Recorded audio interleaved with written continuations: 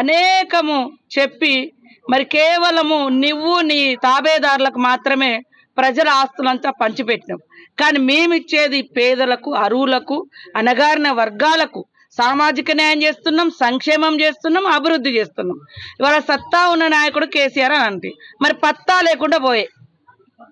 సత్తా ఉంది అంటే అధికారం ఉంటేనే అనుభవించడానికి మీ సత్తాను చూపించారు.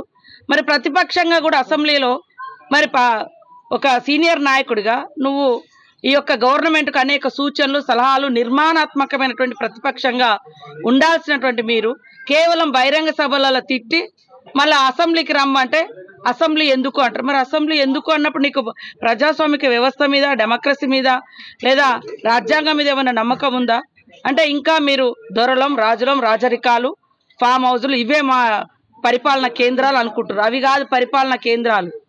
సెక్రటేరియట్ పరిపాలనా కేంద్రం అవుతుంది, అసెంబ్లీ పరిపాలన నిర్ణయాత్మక కేంద్రం అవుతుంది. ఇలాంటివి విస్మరించి మీరు రాజరికపు రాజ్యాన్ని ఆనాడు ఏలినరు. ఇప్పుడు మా మీద లేనిపోని అవాకులు చెవాకులు పేలుతా ఉన్నారు. సత్తా ఉన్న నాయకులు అయితే పత్తా లేకుండా ఎందుకు పోతున్నారు? అసెంబ్లీకి వచ్చి నిర్ణయాత్మకమైనటువంటి ప్రతిపక్షంగా, నిర్మాణాత్మకమైనటువంటి ప్రతిపక్షంగా వ్యవహరించాలని ఈ సందర్భంగా కోరుతా ఉన్నాం.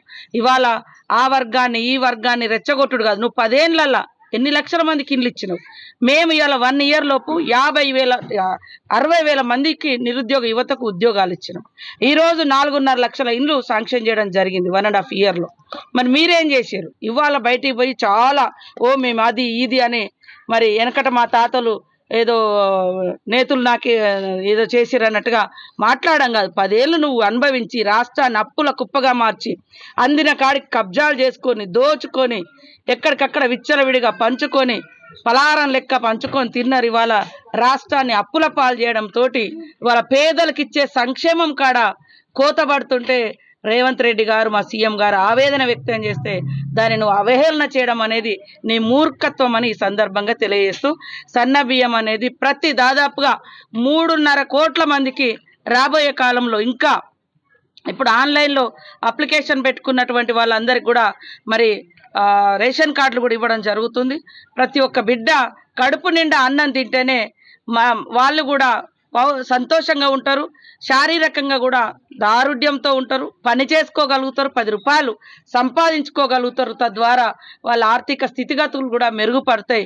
కాబట్టి ఏ బిడ్డ ఆకలితో ఉండకూడదు అనే ఉద్దేశంతో ఈ స్కీమును, సన్నబియ్యం స్కీమును తీసుకురావడంతో పాటు అదనంగా రేషన్ కార్డులను కూడా ఇచ్చి ప్రతి ఒక్కరికి ఈ స్కీమ్ వర్తింపచేయాలన్నటువంటి లక్ష్యంతో సీఎం రేవంత్ రెడ్డి గారి ప్రభుత్వం పనిచేస్తుందని తెలియజేస్తూ, పత్రికా మీడియా సోదరులకు, మా సోదరిమణి నీలిమ గారికి, ఈ డివిజన్ నాయకులకు అందరికీ పేరు పేరున శుభాకాంక్షలు, ధన్యవాదాలు. పేదల సంతోషమే మన సంతోషంగా మేము పనిచేస్తామని తెలియజేస్తూ అందరికీ నమస్కారం. ముఖ్యమంత్రి రేవంత్ రెడ్డి పరువు తీసే విధంగా రాష్ట్రం పూర్తిగా దివాలా తెచ్చిందని చెప్పడం ఎంతవరకు సమంజసం? అరే ఉన్న ముచ్చట అంటున్నాము. ఇప్పుడు కష్టాన్ని ప్రజలతో చెప్పుకుంటున్నాము. వాస్తవ పరిస్థితి ఇది.